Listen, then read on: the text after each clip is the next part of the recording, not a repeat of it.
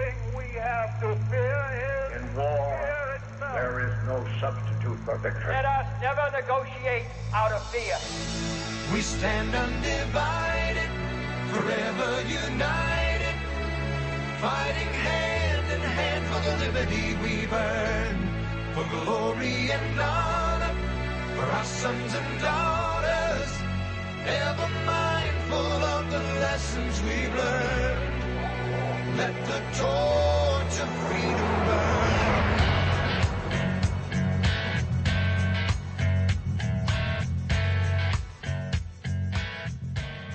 Welcome to WallBuilders Live. This is the intersection of faith and politics. I'm Rick Green here with David Barton and Tim Barton.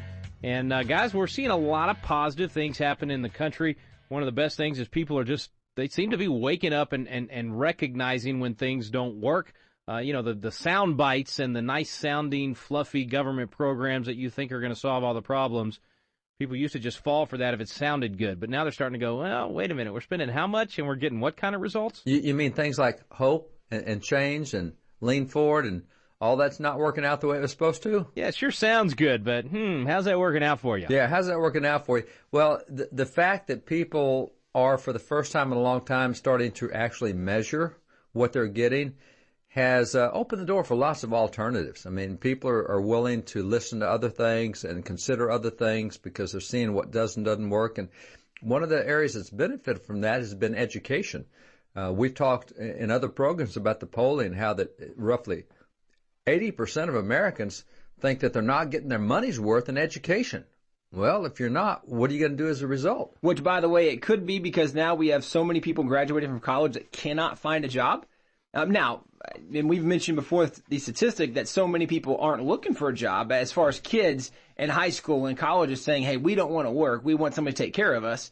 But the reality is you have so many people now finishing high school that have a hard time reading, that can't do basic kind of computations and then basic skills you would think you have coming out of high school. They go to college, they get this 4-year degree, and they realize when they try to enter the job market, it's basically worthless. And so we're realizing what we're doing isn't working. And so I think very practically, people are seeing the result of what we have been saying for so long is a great deal is really not a good deal anymore. And so now you have parents who have students still in school going, wait a second, I don't want my kid going to a place that doesn't produce anything that's ever going to be anybody. And when kids are dropping out and they don't graduate and they don't get jobs. And so just a very practical notion, we're seeing parents waking up going, I don't want my kids to be somewhere that's not successful. You know, one of the things that has been interesting to me in watching is in so many aspects of our culture, we keep score. We keep score in sports, basketball, football, baseball, soccer. We keep score on our electronics. We look at ratings, consumer ratings. What's the number one washing machine? What's the number one phone? What's the number?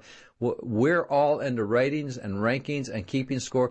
You know, the one area in life that doesn't believe in keeping score is government.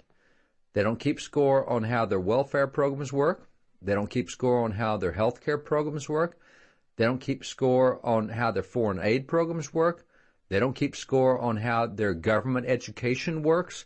The one area we don't keep score is where we put our most money, and that's in government. But if you kept score, that might also then bring in accountability because they would realize, oh, we're not getting a very good grade or rating. And so because they don't really want accountability, they don't want to score themselves. They've been exposed by their failure if that's you keep right. that accountability. If you keep score, man, that they're in the negative. You know, you got a basketball game. We got 82 and they got minus 12. How do you get minus 12 in basketball? Well, that's kind of where the government is in this. So it has opened doors for lots of considerations of alternatives, and that's good news for school choice. And that's one of the things that we're huge supporters of because we're supporters of competition, period, across the board. Love competition with religion, love competition with government, love competition with business, love competition with schools. The best stuff will rise to the top, and so school choice is one of those things. And additionally, a lot of it's common sense. The children or the parents of these kids ought to be able to choose where they want their kids to go to school, and they shouldn't lose a benefit because they pick a better school for their child. So it's not just competition, it's common sense. However, in common sense, when you choose what is best for your student, the schools that aren't doing as well are going to go, wait a second, we don't want to lose all the kids, because then we lose the money that those kids brought in. And so in the common sense, it produces competition, and through competition, it increases the level of performance. Or in a free market, you don't survive and you don't get any business, and therefore the strongest really do survive, but that's exactly what you want. You want the best to be where the kids go. And who do we know that's the best on school choice? Robert Enlow. Yeah, if there's a competition of the best voice for school choice, that's right. No doubt, Robert Enlow. I mean, they do such a great job over Friedman Foundation. Of course, that's where a lot of the roots of school choice came from. Was Milton Friedman was the one to say, hey, this is a monopoly. It's not going to work. We need competition. Robert Enlow from the Friedman Foundation with us when we return right here on WallBuilders Live.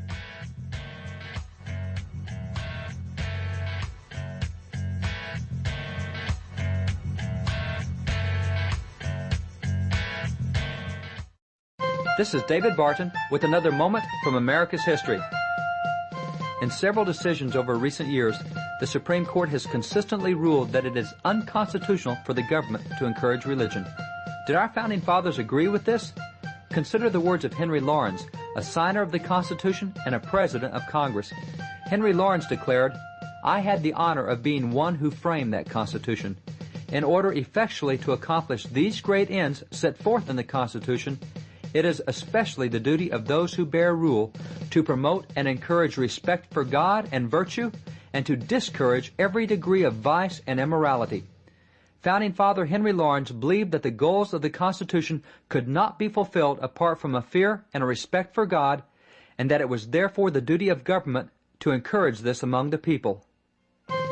For more information on God's hand in American history, contact WallBuilders at 1-800-8-REBUILD. Let the torch of freedom burn.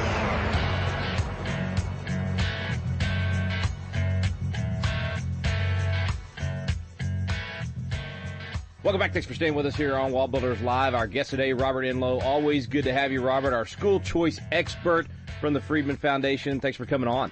Great to be here with you, Rick. Hey, man, looking forward to 2015. This week, National School Choice Week, so no better time to have you on and get an update about maybe a little bit of what happened last year with school choice, but lots of good things on the horizon in 2015.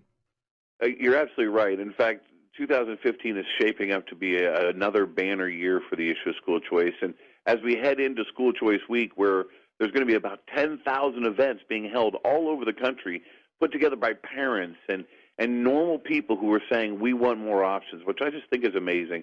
About half the nation's governors will sign proclamations declaring this week School Choice Week. It's going to be an amazing start to a great year. And we often find that the odd number years, by the way, in terms of policy, are often the better years because a lot of times they're budget years. And we expect that to happen again this year. There are states on the radar screen for school choice that you wouldn't even have thought. States like New York and Illinois are now shooting to the front of the idea of school choice. Now, how rare is that, and how much would we have thought that a few years ago? Not even dreamed it, man. It certainly wouldn't have dreamed so many activists and parents involved. I mean, just think back 15 years ago when I was a legislator. It was only a discussion of, it was kind of a philosophical, intellectual discussion in the halls of the legislature maybe, but you didn't have this discussion going on back home. Certainly not activity and parents so involved. I mean, this is a huge leap forward in the movement. Well, it is a huge leap, and what's happening is as more and more kids are getting access to more and more options. You're looking at almost 5% of the kids, if not more, going to charter schools, and now you're looking at almost 500,000 kids in private schools using public money, and over 1 million families claiming tax credits to offset private school tuition. It's getting to be a movement where everyone is benefiting finally. And that was what the dream of public schooling was. Not even public schooling, the idea of public education was that everyone benefited, not just some, or not just based on where you live, but everyone benefited. And that's what school choice is bringing. And I think that's what people on the ground are seeing. And I think that's one of the reasons why we've seen such a move towards people being elected who are oriented towards freedom, who are oriented towards getting the government out of the way. What do you think has led to such big changes? Y'all obviously have followed the polling and done some polling yourself to find out what the mood of folks are. What is causing them to lose faith in the establishment kind of government school system and say we need competition, we need more options, the monopoly's not working? So I think three things, right? And one, I think parents are realizing that their children can get a better education if they can control it, right? That's number one. And they're seeing the benefits of that in lives all around them. I mean, we're now over almost half the states. I think we're at 25 states now that have school choice. And so half the country is being exposed to this idea on a regular basis. And I think parents are starting to see that they can benefit and their children can benefit. Number two, I think issues like Common Core are bringing the education debate back up into the forefront in a way it hasn't been in a long time. I mean, at the grassroots level, parents are getting involved in this issue called Common Core and then this issue called school choice. They're realizing that they want more control over their kids' schooling. And I think, thirdly, we're growing broke. I mean, the reality is still, despite our economic upturn on gas prices and all that kind of stuff, the fact is half the state's budgets, almost every state, half of it is in education. And yet we're beginning to say to ourselves, what are we getting for that money? And I think parents are, frankly, becoming more savvy consumers. That makes sense, man. Makes sense. So what do you think in terms of, just numbers? I mean, how many people now in the United States, if you take a random poll right now, would say, yes, I think we should have school choice versus those that say, no, it should only be public schools, or at least tax dollars should only be used in public schools? Well, so, if you look at the polling numbers across the country, and even in polls like the one done by Phi Kappa Delta every year, the ones that are generally worded against the idea of school choice, almost over half of Americans are always saying they want school choice. In polls we've done, it's somewhere between 65 and 75%. And that's even higher among families who are lower income. The reality is people want school choice. They want their tax dollars to be dedicated to them. This is why we're really excited going forward about this idea called education savings accounts. It's an amazing new idea where parents can basically get all the money set aside for their child's schooling on a debit card, and they can use it as a school that accepts it. And in fact, if they want to go to an art school for part of their curriculum, they could do that. If they want to go to a math school for part of it, they could do that. They basically can have a card that they can customize their child's education. Oh, man. So really completely empowering the parent to make the education choices for their child and be able to suit it to the needs of that child. Every kid is not the same. I mean, I have 4, and they're all different. If I had a card like that, they'd probably all be doing a little bit different program. We'd go to some experts in different fields. What a blessing that would be for families. Oh, it'd be a huge blessing for families, and it would be a blessing for them to be able to organize and customize their schedules around the needs of their kids. Where this first came up as an idea, I think, was in the special needs community. I'm a parent of a special needs son, and families who have children with special needs are absolutely unequivocally tied to making sure their child gets the best services possible. And I think they customize education. As we started learning from them, we just said, why not just allow every family to do that? Not only is it a blessing to the families, it's a blessing to the country because you end up with better educated kids. I mean, the results speak for themselves. When you're allowed to tailor it to that particular kid's learning style and what they really need, you're going to get better results. Better educated kids means a better country. That's exactly right. And we know that, for example, the Alliance for Educational Quality said that if you increased the graduation rate of black males by 5%, you'd add $1.2 billion to our economy every year. Now just think about that, right? Just a simple graduation increase of 5%. Now let's go to D.C., where there's a voucher program in place for many years that we have found increases the graduation rate of poor children by 21 points. 21 points. You only needed 5 points to get $1 billion in benefit. 21 points. How do you measure that? Well, you measure that in the fact that these guys who are coming out of these schools, these low-income families who are having access, and these kids who are attending those schools are going to be the people that start the next Microsoft, not work at McDonald's. Powerful, powerful. Got to take a quick break. When we come back, Robert, let's talk about 2015, what you see coming. Most states are starting their legislative sessions right now, and so a lot of legislation is going to be put on the table. Do you see great improvements in school choice and education across the country? Robert Enlow is our guest. Robert, your website for Friedman Foundation as we go to break. It's www.edchoice.org. Edchoice.org. We'll have a link for you today, folks, at WallBuildersLive.com. Be right back with Robert Enlow here on WallBuilders Live.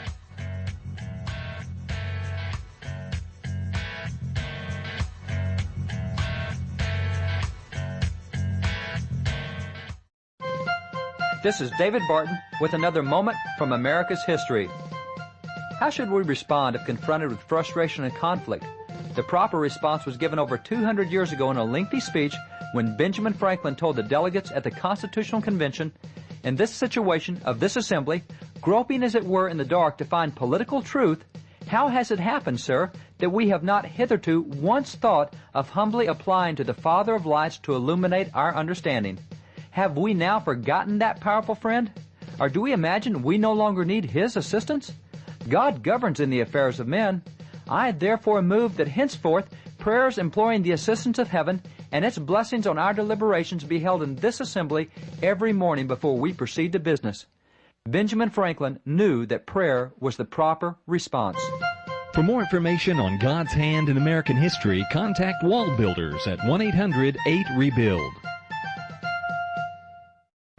Let the torch of freedom burn.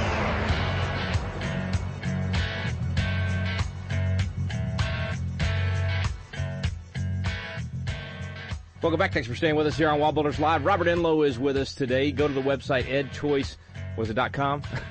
Edchoice.org. Edchoice.org. All right, edchoice.org, and we'll have a link today at wallbuilderslive.com so you can find out more. And one of the reasons we want to send you to that website is so you can find out what's happening in your state.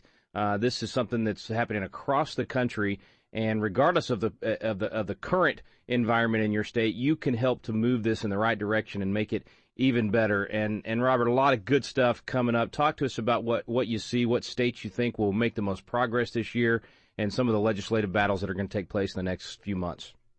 So I think the first thing that we should note is the idea of school choice being limited only to families with low incomes is changing. We're now seeing families across the country who are middle income and even slightly higher middle income being able to access school choice in a way like never before.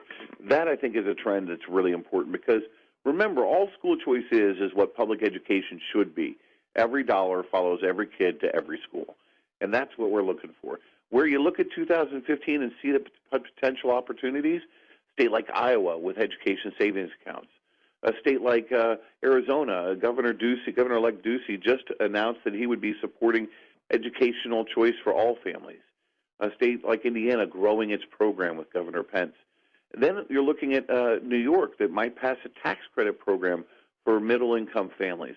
You're looking at a place like Illinois that's going to seriously debate a tax credit scholarship program for low-income families. Then you're looking at Georgia, who will expand its program, Mississippi, who may enact an education savings account. Arkansas is now on the radar screen because of the election of Governor Hutchinson. So you're seeing movement across this country in states that you wouldn't normally expect. What's the best way, if we've got a listener out there today that's saying, man, what is this school choice thing they're talking about? How do they begin to learn why it has such good benefits, why it's just simple competition and free market, pressure on the system to create a better product? What's the best tool? I know you've got a lot of great stuff on your website. What would you point a new person to that's just wanting to learn about this topic? So the first thing they should do is they should go to our website, edchoice.org, and look up the ABCs of school choice. It's a simple document that goes over all of the programs in all the states. And then, give us a call because we are absolutely here. We answer all the questions from hundreds of parents that call all the time. So give us a call, read the ABCs of school choice on our website, edchoice.org, and that's a great starting point for it. And then we can help people who are in your listening area who want to get involved in their state. We can point them in the right direction. All right. I know, our audience is very active. They like to really do something, not just talk about it. So, folks, I encourage you to click on the School Choice in Your State tab as well when you go to edchoice.org. Let me add, Rick, I'm sorry to interrupt, but let me add this. Again, this is National School Choice Week. There's going to be an event in your state, in your listener states, wherever your listeners are, whatever state, whatever location, there's going to be an event. And all they have to do is go to schoolchoiceweek.com and look up the event in their state and register, get involved. Hey, there you go. Well, we got listeners in every state all across the country, so folks, get on there, find out what you can do to make a difference. at edchoice.org. Click on your state, and you'll find out what the status is, even be able to follow legislation that's coming through your state. I encourage you to call your rep or senator, go sit down with them, say, hey, what's happening on this issue? What are we doing to improve education in our particular state? And Robert, would you say this applies? I mean, even a parent, sometimes you have parents that either they homeschool or private school. They're not participating in school choice at all. They're just basically paying twice, paying their property taxes and paying for their kids' education, and they're not involved in this issue. Even they should be involved. I mean, even if your kid's not in public school and you're not trying to get school choice for your kid to be able to benefit, it's going to impact everyone in America based on how good our education system is. Well, that's exactly right. So, Milton Friedman used to say, the benefits that come to me come to you, right? This is what society and free markets are about. A child who's getting a better education, who becomes a graduate of high school, who then goes on to college and completes college and then goes on to graduate school, pays more in taxes, takes less out in social services, and improves the quality of our economy for everyone. So this issue benefits every single person, right? Whether you're staying in traditional public schools because we know that they benefit from the competition, they get better faster. Whether you say, I want to just do myself, for my kid at a private school, do it myself, the economy is getting better for everyone as a result of that. So the reality is school choice actually benefits everyone in America. Good stuff. All right, man. Give me the website one more time for National School Choice Week in case folks want to do something this week. It's happening right now. So just go on to National School Choice Week or schoolchoiceweek.com. Look up the website and get an event in your area and sign up. All right, we're going to put links today at wallbuilderslive.com, so you can either go to edchoice.org or schoolchoiceweek.com, and it's easy to find out. You just put in your zip code on that one. It'll tell you what events are close to you in your particular area. Robert, God bless you guys and what you're doing. Keep up the great work. Such great progress in the last few years. 2015 is may be the best year yet for expanding school choice and helping kids to get a good education. Thanks again for coming on, bro. Thanks for having me, Rick. Back in a moment with David Barton.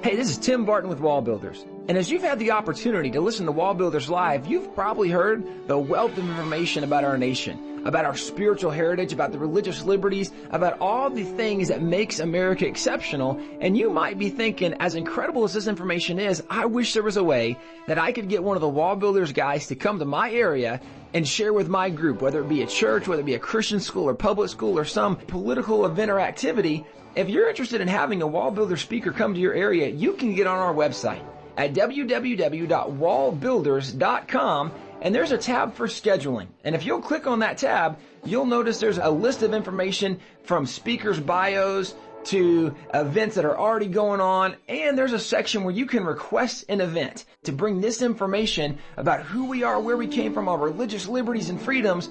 Go to the WallBuilders website and bring a speaker to your area. Let the torch of freedom burn.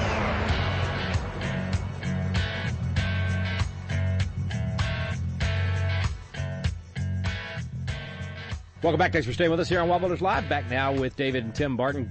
Good news there across the board, guys. This is really spreading. This is something that used to be very few people talking about it. Now all these parents, all these local activist groups, I think we're going to have a good year. I tell you, 10,000 events? Are you kidding me? That is great news all by itself.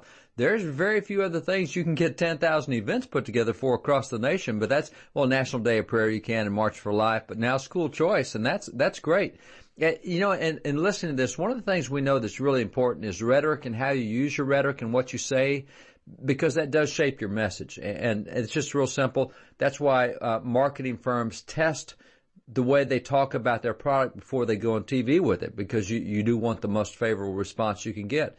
And one of the things we need to keep in mind is we need to quit saying public schools or public education. It's not. It's government schools and government education. It is not public education. Public education is what you get when you have competition that's open to the public, whether it's Christian schools or charter schools or anything else. And the other thing, instead of using the term school choice, we really need to say parental empowerment, because that's what it is. It gives parents the choice of where they put their kids. And parental empowerment, who's against parental empowerment? I don't know what school choice is. I don't think I like it. Who's against parental empowerment? And so those I think China is. Yeah, that's right. One-child policy. I mean, maybe Russia. There's a few communist nations I think of. Hopefully not America. Maybe the university level. Maybe we've got some university profs that are not for that. But in perspective, those are the people that oppose parental control are the ones that, communists. We want the government, right. We want the government to run and control and train.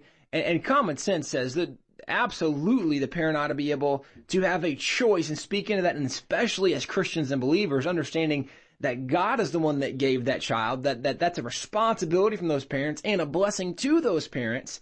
And so really it's only in a communist nation that you would say parents shouldn't have a choice. And so it really is cool to see this thing picking up. And, like Robert said, looking at Illinois and looking at New York as potential school choice states, how cool is that for the nation? Yeah, in the places you would least expect this kind of idea to take hold. But maybe it's because the left has controlled education in those places longer than it has in more conservative states, and so the parents are seeing the horrible results, like you were talking about earlier, David, saying we want better results. And they want better results. And, at some point, Texas has led the nation in so many areas in economics and social stuff, but we still don't have school choice here in Texas.